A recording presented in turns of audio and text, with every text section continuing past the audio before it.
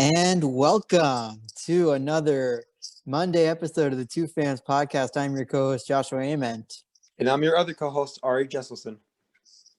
And if you couldn't tell from last week, we labeled it Monday Recap. That's kind of what we do on these Mondays. We know the week ahead looks pretty dreary, so what we're going to do is look back at the week that passed, some of the important stories, and overlooked stories.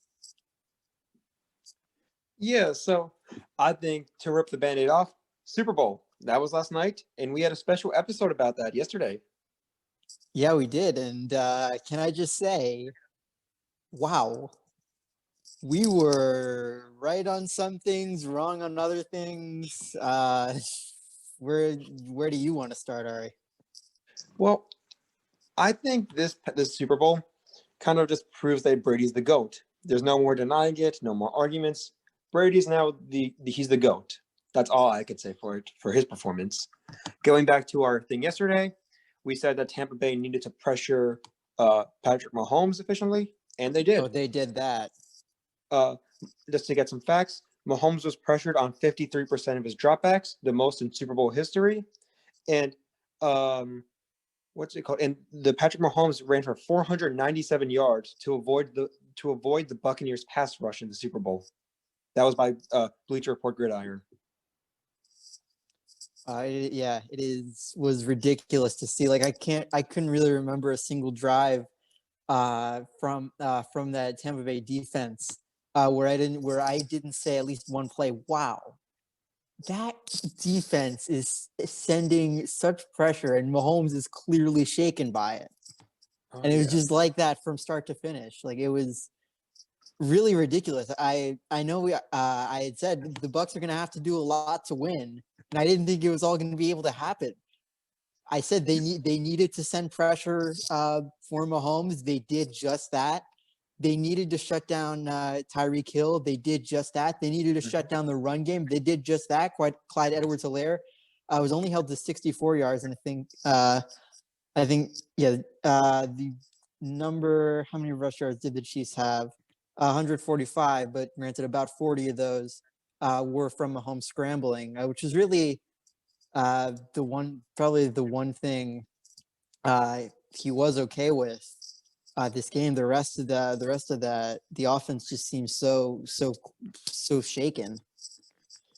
Yeah, and we did see that a lot. That Mahomes was trying to make the big plays, get outside the pocket a lot. I mean, he had to avoid the Buccaneers pass rush. He had to run for almost 500 yards.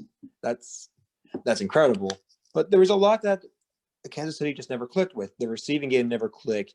The offensive line, we said that without Eric Fisher, it's going to be tough. And we did prove that yesterday. But there's just a lot that happened in the Super Bowl. I mean, to combine it wasn't that bad of a Super Bowl. Both teams combined for 690 total yards. Oh yeah, yeah. I think of course, like the big story, of course, is always with going to be with the quarterbacks with Mahomes and Brady. Of course, we talked about Mahomes. Let's talk about Brady and that Bucs offense a little bit. Number one, actually, I don't even know where to start. I guess I'll start with Gronk, because Gronk, 2 touchdowns from Brady. That's certainly never seems to be old for him or anyone. Yeah. Playoff Lenny ran 16 carries, 89 yards. Big part of that Bucs tandem, him and Ronald Jones. Really, again, we said yesterday they needed to exploit the KC run defense, and they did just that. Again, Fournette ran for 85 yards. 89 yards, and Ronald Jones also ran for another 61. Fournette, of course, also had a touchdown there. So you could really see just how much the KC really, the run defense really cost them. One more thing I said before, the Chiefs had 145 rush yards. That was how many the Bucs had. The Chiefs had 107. Wow. Yeah, I was unable to watch the game last night, but just by Googling it, it really did show how terrible the Chiefs are playing and how stuff wouldn't connect. But going to the Super Bowl, when you look at the people who did make touchdowns for the Bucs, none of them were on the team last year. Tom Brady, Leonard Fournette, Robert Gronkowski, and Antonio Brown. None of them were on Tampa Bay last year. And in fact, they were the only people and Ryan Scoop, the kicker, also wasn't on the team. The only people to make scoring plays for the Bucs offense, for the Bucs in general. Yeah, certainly interesting bit of trivia there.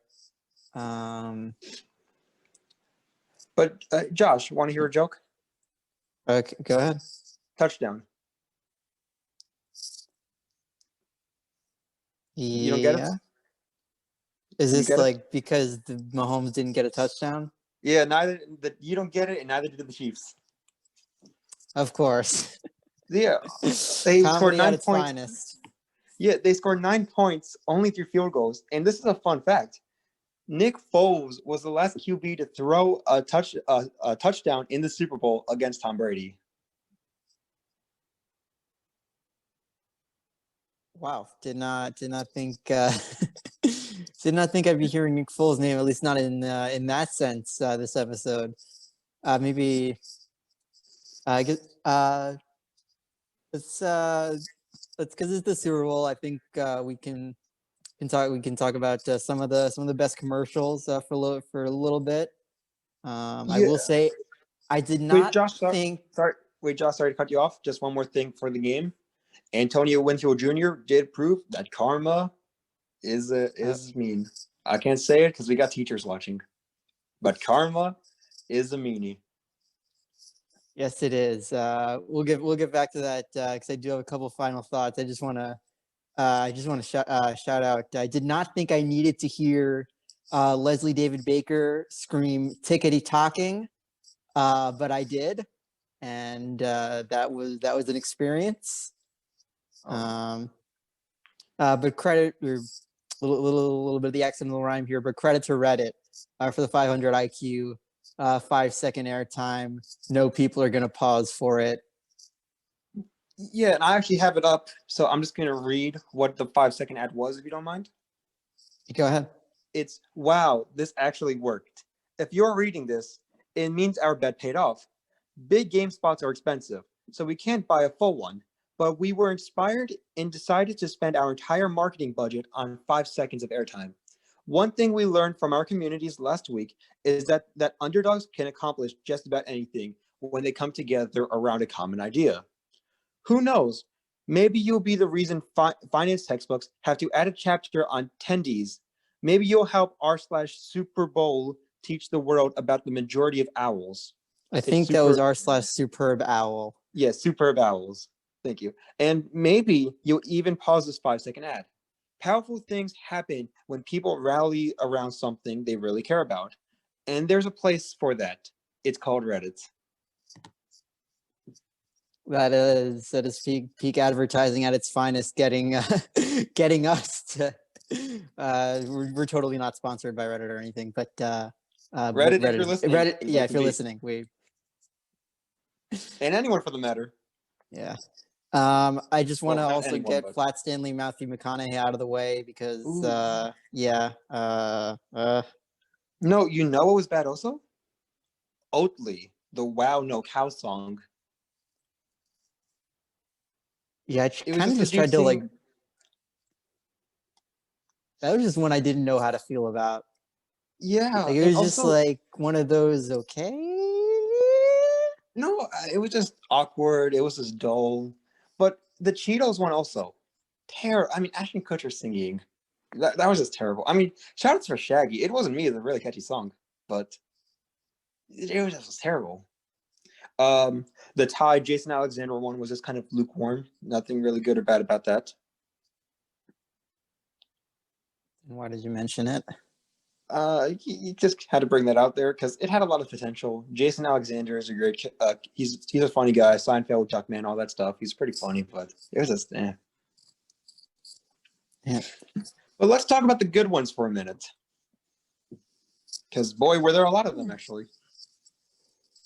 Yeah. I mean, I think I got to my favorites A little bit, of course, just the big brain from Reddit. Drake from State Farm. Yeah, that's a good one. But you're forgetting about one more. Well, there's many of them, but Paramount Plus. They finally did a really Yes, sweet victory. sweet victory. They finally 2 did it. years in the making. Oh yeah, better late than never. But just to bring some more that were pretty good. Huggies was pretty funny about the babies. The GM commercial about Norway with Will Ferrell was pretty good. Amazon's Alexa body, where this woman fantasized about Michael B. Jordan being the Alexa, like the Alexa, because Michael B. Jordan, you know. Yeah. Yeah, Eminem come together. There were some Karen jokes, some the birth reveal jokes, and it was pretty good. Rocket Mortgage was funny with Tracy Morgan. Toyota's Jessica. I actually have a funny story about that Rocket Mortgage one. Please tell. No, yeah, because my mom wanted to know when she could use the blender in the game. It makes a lot of noise, and like that commercial comes on, and I'm like, ooh, this has potential. And then she starts using the blender, and I'm just like internally like, come on, you had to choose now. Yeah, yeah. No, but it was a good one. I saw it on YouTube. It was really funny. The Bud Light Legends just kind of had fan service for Bud Light, which ironically they kind of. Yeah, Bud Light. Uber Eats, where they brought back Wayne's World. It was good until like the last 20 seconds, I feel like. You know, when they all started dancing, then when they got Cardi B out, that's kind of when it kind of dove down. And Toyota's Jessica Long story was a really good one. I just think there were a lot of good ones. Honestly, I will say I am kind of surprised. Of course, there are always your one or two big like sappy ones, but especially like with 2020 and all, I expected a lot more of those, and they would lean heavy on that, and I'm glad they didn't, because that just would have been. Yeah, of course you're always gonna have like one or two. I think like there was one with like Scientology. Those there. But like I was expecting like at least two per commercial break, and it didn't happen, and I'm glad that actually opened up space for some good ones. Yeah, and especially what we've been through this past year. Indeed was one that comes to my mind that was kind of sappy, but it had good intentions and it was a good heart, saying how we could come back from all this stuff. But honestly, the sappy, I don't remember. It was like last year, the Google commercial with the old man to remind him about things about his former wife, about his wife who passed. I cried during that one. You know what I'm talking about? I think we all remember that. Yeah, I cried. Not gonna afraid to admit it. That was pretty good. But no, there was a lot of funny ones this year, and that was good to see. Yeah. All right. Now back to the game, because we are still a sports channel. Some final thoughts. First of all, I don't think people are realizing it now, but next year, Jameis Winston and Bill Belichick, both of them, seeing Brady and the Bucs win, they're gonna have that extra bit of bloodlust. Yeah, I think we got to get that. Obviously, Brady stole Jameis' spot in Tampa Bay, especially after having the eye surgery, passing for 5,000 plus yards, and Belichick and Brady, felt kind of, there were rumors about them fighting, falling off, and Brady leaving the team, him finding success while Belichick was kind of mixed for a regular season, terrible for a Belichick season with the Patriots. So I say we got to get Jameis. You got to keep the revenge tour in mind.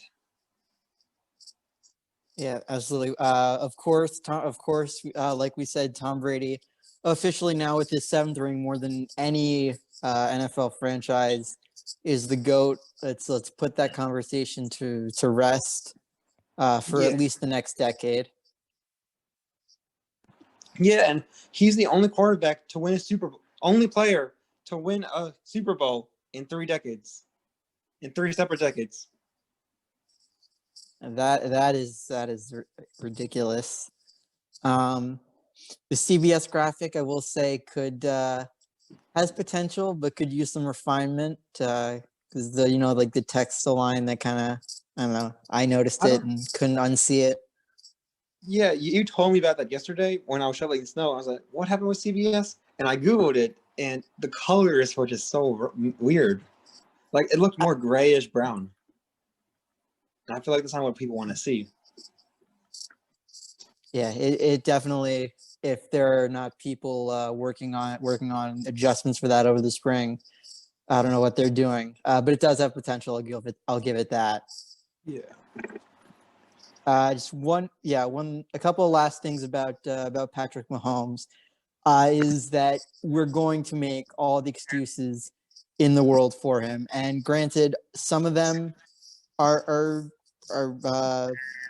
worth criticizing. Of course, the offensive line couldn't handle the Bucs pressure. Really, the only receiver who was consistent all game was Travis Kelce. Had Tyreek Hill for a little bit. They really couldn't get the run game going. And Mahomes used his running ability when he could, but he threw some bad balls, and he didn't have a lot of good plays. Which, yeah, we're gonna make the excuses for Mahomes now, and that is totally fine. But when we see quarterbacks in situations worse than that for seasons on end, think guys like Sam Darnold, like Mitchell Trubisky, like Drew Lock. We need to start looking at that in the same way. And if we're going to make an excuse for Mahomes, we need to make that same excuse when it's 10 times more egregious. Yeah, and just adding to that, I see we're going to talk about this on a later episode, but if people want to make the excuses for Mahomes and good quarterbacks like that, they also got to make the excuses for people like Mitchell Trubisky. Yeah. And again, just one more thing about that Chiefs offense being able to be shut down and really giving Mahomes his first bad game, maybe of his career. But it's certainly, you have to think, does Todd Bowles of all people, I apologize to New York Jets fans, must be even rougher season now. But is he sort of beginning to make a blueprint on how to shut down the Chiefs offense?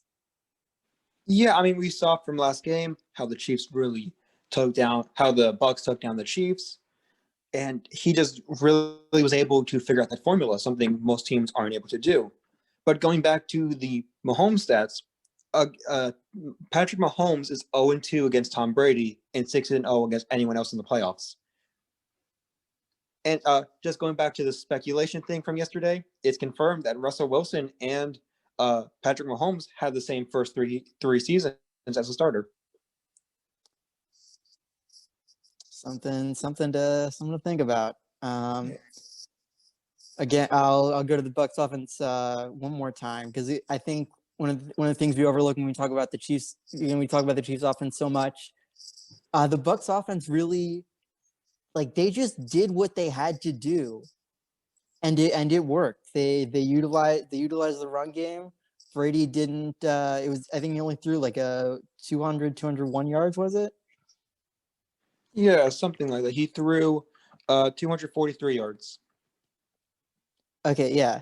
So of course, not a high volume game, but he didn't throw any interceptions. They didn't have any fumbles. Oh wait, you're talking about Brady? Yeah, I'm talking about Brady. Oh, 195 yards. My bad then. Oh yeah, so I mean, again, it's not Super Bowl MVP worthy, in my opinion. Super Bowl MVP should have definitely been Shaq Barrett. But he did what he had to do. The offense did what they had to do. They held on to the ball. They scored when they needed to score. That's how they got the win. Yeah, and I think mainly he got the MVP because of he accolades now being a 7-time Super Bowl champion. Tom Brady has more Super Bowls than any NFL franchise. And before anything for it, shout out to Ali Marpet, an offensive guard for the Bucs. He was actually from Hastings on the Hudson in Westchester. So shout out to one of our Westchester boys. I did not know that. Shout out to him. With that being said, and I think I don't know how much time we've spent on that. Probably a little too much, but then again, it's the Super Bowl. So let's move on to what would probably have been one of the bigger stories in any other week. But how about another defending champion in the LA Dodgers signing reigning Cy Young winner Trevor Bauer? Yes, and I am a Mets fan, so I know all about this. So for those who don't know or try to repress it, Trevor Bauer announced on Friday that he will be signing with the Dodgers over the Mets. He will be making $40 million with the Dodgers. And that's just this year. Next year, it's a 3-year deal with the ability to opt out every single season. So kind of like what he wanted with taking 1-year deals every year. But I digress. But the 3-year deal gets $40 million this year. If he opts in next year, he gets $45 million, and then if he opts in for the 3rd year, he gets $17 million. No, go ahead. Just going to calltothepen.com's David Hill. Trevor Bauer will be making more than the entire Pirates rosters or Orioles or Indians roster. Yeah, that is definitely at least something. And I think if you don't mind, I can go into a little tangent about baseball's very unequal market, that they need some sort of restriction, be it like with a salary cap, salary floor, whatever it is. You see, the lowest payroll in the MLB, and frankly in all Big Four sports, is the Cleveland baseball team with just over $36 million. The highest payroll, I believe, in Big Four, at least in the MLB, is the LA Dodgers, who now with Bauer have $234 plus million invested this year. And that is ridiculous that one team can spend more than 6 times the amount that another is spending. And it's just the next low, I mean, at least among the Big Four, the next lowest or the next highest discrepancy between ratio of the NFL is between the Saints and the Broncos, where the Saints, well, spending a lot is only double, and I know only double, but that the difference between the MLB's sort of difference from high to low to the NFL's, Roger Goodell's creation, baseball is 3 times as unfair as that. Yeah, and I think when you look at baseball being more unfair with cap space than football, there's a little problem. And just going to some stats by CBS Sports, Trevor Bauer will make $13.1K per pitch, $1.38 million per start, $221.5 thousand per inning, $208.5 thousand per strikeout, and $52.2 thousand per batters faced. Of course, it's all speculation. Never know exactly what his final stats are going to be, what the proportions are, but that's a lot. Still, yeah. From the Dodgers standpoint, of course, they have to be now. Probably have been World Series favorites going in for the past 4 or 5 years, but now are certainly cementing themselves as not just world champs, as favorites to repeat and maybe even bring in a new dynasty. That rotation, when you had Clayton Kershaw, Walker Buehler, Julio Urias, and now you had Trevor Bauer. That's 4 guys, all with ERAs under 3.5. Bauer had 1.73 last year, and Kershaw had 2.16. So you really could have them racing each other for Cy Young this year. Yeah, it's crazy to think how 2 teammates are 2 of the best pitchers in the MLB, and that they could be facing against each other for the Cy Young. But I'll tell you, one more team can boast that claim that might happen, and that's also in the NL West, trading for Blake Snell and Yu Darvish. Why did you do that, Ricketts? The San Diego Padres, and definitely of course they're divisional rivals. You're going to see a lot of games, and I they better have every single one of those Dodgers Padres games nationally televised. Oh yeah, it's definitely gonna be interesting. California is gonna be interesting in sports to say the least. Dodgers Padres, Dodgers Padres. You have the Dodgers Padres, Chargers, Rams, and Raiders 49ers. And Raiders are in Nevada. Yes, thank you. I keep forgetting that, but Lakers, Clippers, and the Kings. Goddamn Kings. Hey, But no, it's they gonna had be interesting. their run. Yeah, not really. They're just fun. They got good social media. Yeah, really all NHL teams do. Yeah, but I gotta ask you a question: is it worth signing Trevor Bauer to that big of a contract? I mean, it's short term. The Dodgers have all the resources in the world, so it certainly makes sense for them. Well, I have from spottrack.com. It compared Trevor Bauer's to Cy Young season to Yu Darvish's season last year when they both competed for the Cy Young. Bauer was 5-4 with a 1.73 ERA with 73 innings pitched, 100 strikeouts, .795 WHIP, and a 2.8 WAR. Yu Darvish that same year was 7-3, 2.14 ERA, 69 innings pitched, 88 strikeouts, 1 WHIP, and a 2.2 WAR. And Yu Darvish is making $22 million next year, almost half as less as Trevor Bauer will make. Keep in mind that the number one, Darvish's contract is a little bit longer. So again, sort of spreading the wealth. So I think in terms of total money, Darvish is making more from his last deal than Bauer would be making. I think at least if he opts out this year.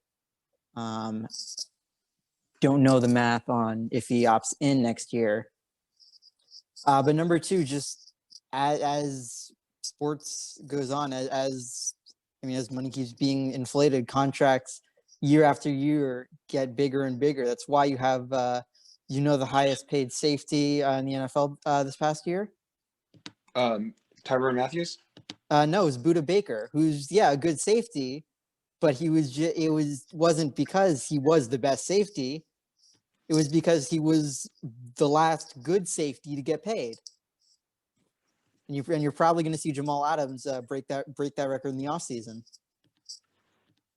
Yeah, and if not, there's definitely going to be some new safeties. Justin Simmons might break that also. But I don't really see the benefits for signing someone, especially for basically 1 year deals with opt-outs for such a big contract. I mean, I get it's the Dodgers and they have that payroll too, but it's just a little conflicted. I see why the Dodgers did it, and I see how it's going to pay off. But I might just be talking about a Mets fan right now, which I don't know. Yeah, I would have to argue. I think it's much more low risk to sign someone for 1 year, because then you really don't have any more obligations. I guess this could go into 3 years, but that's still imagine when you have like the Phillies and Bryce Harper still has, I think, 11 years left on his deal, going probably into his 40s. That if he falls off a cliff, what are the Phillies going to do? As far as Bauer, like if he falls off like in 2022, 2023, the Dodgers won't have to worry about it anymore. Yeah, I get that. Is there anything else you want to say about Trevor Bauer? Not really, other than why did that year have to be the year where he had a Cy Young season? I would have loved to see Darvish win. But no, but he deserves every penny of this. Yeah, okay, I gotta agree with you on that. He deserves it. He had a great Cy Young year, so good for him at the end of the day. So, what else do you think? What else happened in the past week in sports? I'll tell you what. Let's follow up on something that I covered last week, and I thought I was one of the first people, at least I knew, who was voicing my displeasure, seeing, wait, the NBA is having an all-star game. Why are people not talking about this? Well, flash forward 1 week, people are talking. Man, so it's really started with on Friday night when LeBron James was asked his thoughts on the matter. He says, and I quote, "I have zero energy and zero excitement about an All-Star game this year. I don't even understand why we're having an All-Star game," which really a lot of and you see later that night a lot of other probable All-Stars are echoing his concerns, going a little more in depth. I see reigning MVP Giannis Antetokounmpo saying, "I think every player was looking forward to those 5 days, 7 days, whatever the days are." He's referring to sort of the scheduled All-Star break that wasn't supposed to have a game at first. He goes on, "We've all got to follow the big dog," referring to LeBron. And I'm the same way. I really, right now, don't care about the All-Star game. We cannot see our families. Like, I can't worry about the All-Star game. I want to see my family. Of course, one more thing, Kawhi Leonard going a little more in depth on why he thinks it's being played. He said, "It is what it is. We all know why we're playing it. It's money on the line. It's an opportunity to make money, just putting money over health right now, pretty much." And yeah, I don't really think there's anyone who's not echoing that sentiment. And I'll give you one more big name. It's James Harden. He says, "I know what the reasoning is for, but I feel like especially with the condensed schedule, it feels like everything was forced upon players. It's already draining to be playing a lot of games in a week. I feel like that was a week for us to kind of relax, be with our families, and kind of take a step back away from basketball." That by the way, James Harden on the Nets was said this that night. His teammate Kevin Durant was pulled twice from their game due to health and safety concerns. So really, I'll reiterate this, that it really doesn't seem to be worth it that we're still in a pandemic. Like, we can't ignore the fact, like, we've been normalized to it, but it shouldn't be normal. We shouldn't be playing any more games than we need to, and we really don't need to have a season, and we definitely don't need to have an All-Star game. Let me tell you, do I think it will happen? I'll tell you first why it might not, and that is that unlike Roger Goodell, who who we all like to trash on, For obvious reasons. That Adam Silver actually listens to his players.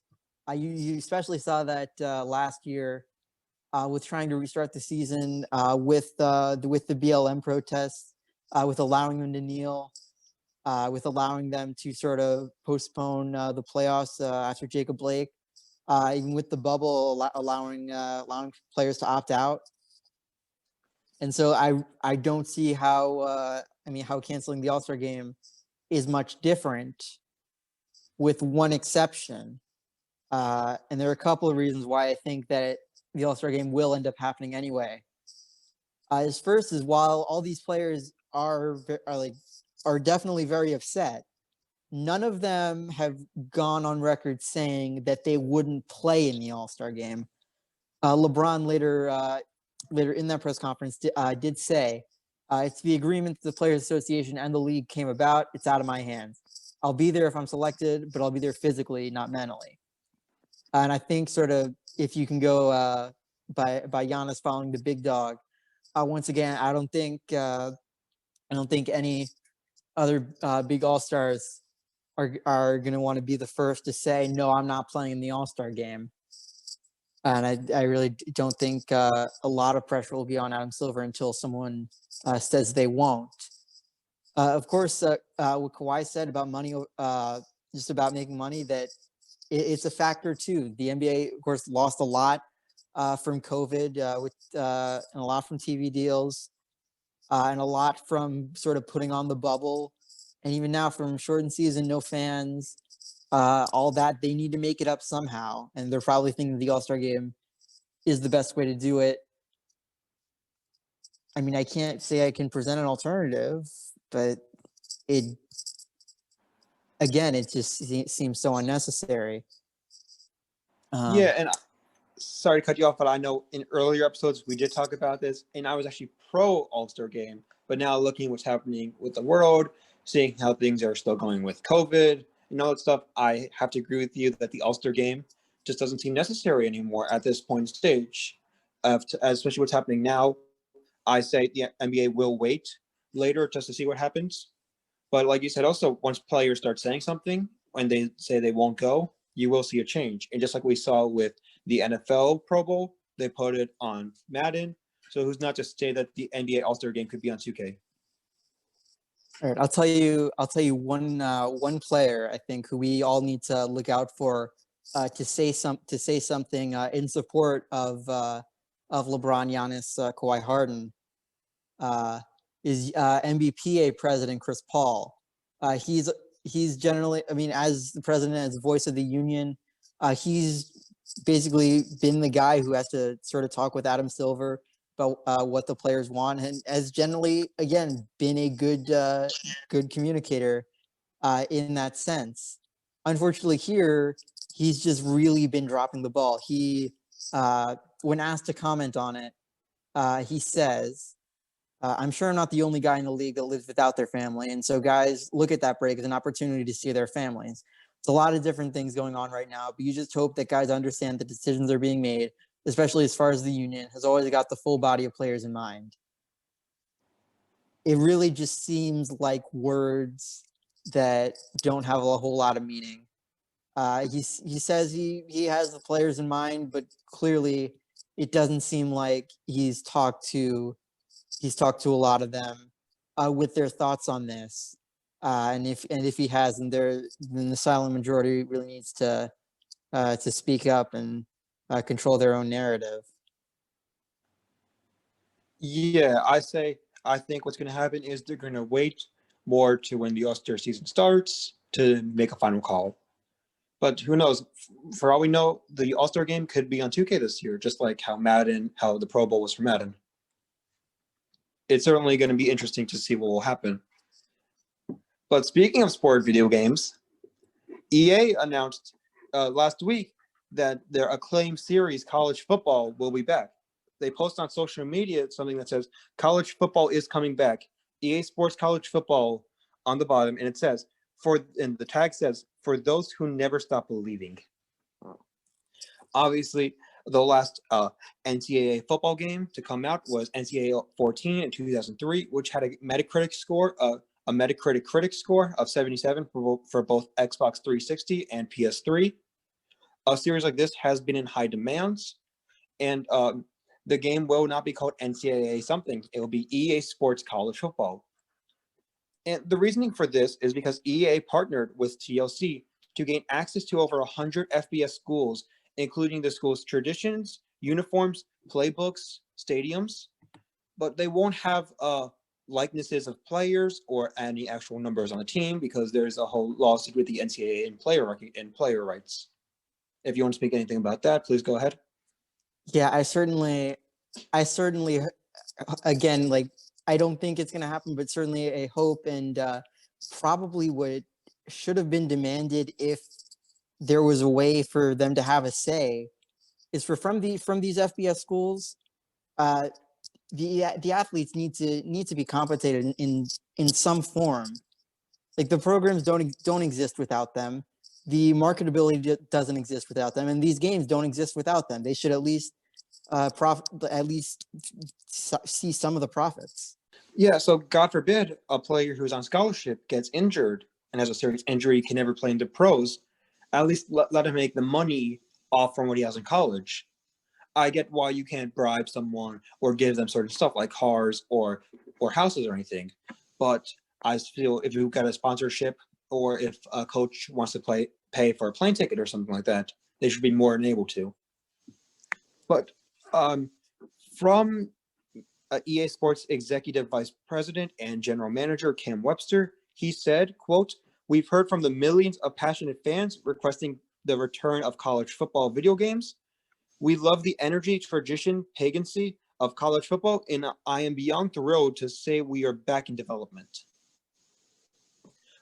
While this does have most people excited, looking in the recent state of EA, especially with the football games, is kind of not so good. Obviously, we talked about this before, but Madden 21, the latest Madden game, has a user score of 0.02 on Metacritic, the lowest user score of any game. Most people are complaining about Madden, about modern EA football, and there's a lot of hashtags like drop EA or end the EA monopoly or drop the Madden monopoly. Obviously, EA has the executive and exclusive rights to simulated football. That's why we don't see like 2K football anymore or big names like that. And just to get some of the comments from Metacritic, someone by the user of Geo5Gis says, quote, trash, trash, trash. Same game as last year. It's like a bug fix. They make you pay $60 for. Another user, JW1407, said, absolutely shambles of a game. Face the franchise is a joke. The story is utterly ridiculous and ultimately pointless. Franchise mode hasn't changed in years, and I'm not interested in pay-to-win modes. Now, we know, as I just said, it has a user score of 0.02. So, Josh, guess how many negative reviews Madden 21 has on Metacritic? I'm going to say somewhere in the 10,000s. It has 72 positive reviews and 5,475 negative reviews. Wow. That's a lot for a football game, or just any game in general. So yeah, I mean, I think when you look back, go back to the new college football game. I think of where you're gonna have some people sort of blinded by nostalgia, wanting to just enjoy the games for what they missed from the past 7 years. But I think at least within 3 years, if they keep doing this, annually, then it's just gonna turn into another Madden situation. Yeah, and I know they are planning to release the game by 2023. I do have a PS2, so I do play ESPN 2K5, and I love it because it's not best in graphically, obviously, but the fluidity of the football, you can actually pass over the cornerback, and there's a lot you could do. So I think they got to build on that. But going back on a Polygon article by ONS Good, he said that there were plans for a sequel of NCAA 14 called College Football 15, and the purpose was to customize anything you want: coaches, players, stadiums, playbooks, all that. The game got canceled because of licensing issues, but there is a lot of potential, obviously, for a college football game. Yeah, potential is certainly there. I, for one, still don't think I can fully embrace the game when you know that the people who make it possible, so many of these players, just aren't getting compensated in the slightest. But I'm not gonna stop people from enjoying it. So if you're excited for it, keep being excited. Yeah, and obviously the big dogs are going to get paid, the heads of the schools and all that, while the players get nothing. Obviously, we will see what happens because there is a whole lot of talks with that in the NCAA right now.